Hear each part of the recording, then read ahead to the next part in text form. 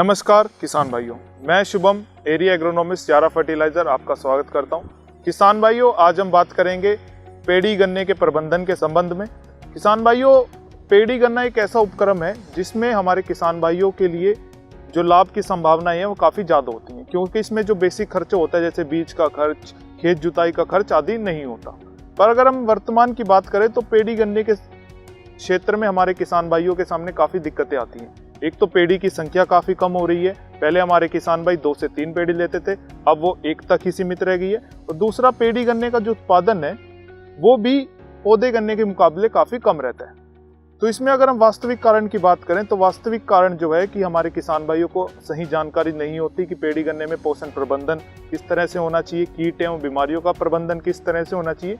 और अगर हम पोषण प्रबंधन की बात करें तो हमारे पेड़ी गन्ने की जो उर्वरकों की जरूरत होती है वह हमारे पौधे गन्ने से लगभग 1.25 से 1.5 गुना ज़्यादा होती है। और उर्वरक प्रबंधन में भी जो मुख्य पोषक तत्व होते हैं जैसे कि फास्फोरस, इसका इस्तेमाल या तो हमारे पेड़ी के किसान नहीं करते, अगर करते भी हैं तो गलत तरीके से करते हैं। फास्फोरस का इस्तेमाल अगर हम मिट्टी की ऊपरली सतह तक ही सीमित रखते हैं तो उससे हमारी फसल को बेनिफिट नहीं मिल पाता।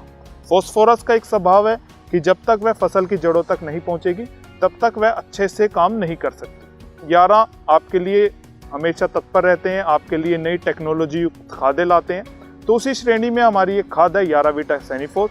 यारावीटा सैनिफोस एक लिक्विड फास्फोरस, एक फोलियर एप्लीकेशन से माध्यम से दिए जाने वाली फास्फोरस है।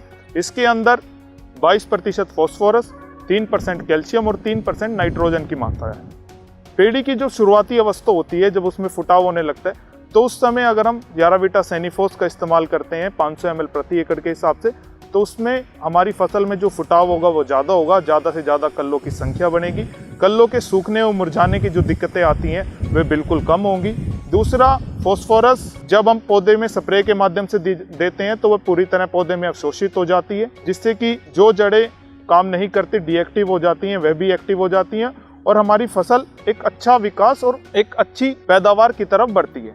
तो किसान भाइयों, आज का जो हमारा सेशन था वो यारावीटा सैनिफोस के बारे में था।